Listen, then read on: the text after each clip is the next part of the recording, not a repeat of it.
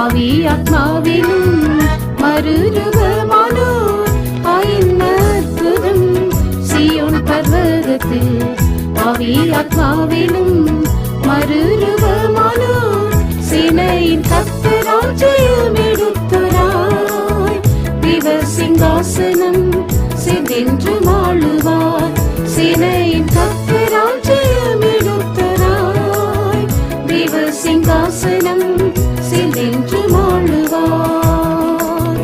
ஆயன்ன இன்பமே சீயோனின் வாசமே என்னிடம் நேரமெந்த உள்ளம் பொங்குதே. ஆயன்ன இன்பமே சீயோனின் வாசமே என்னிடம் நேரமெந்த உள்ளம் பொங்குதே. என்னை சரேசுவோடு என்று சேர்வினோ செவி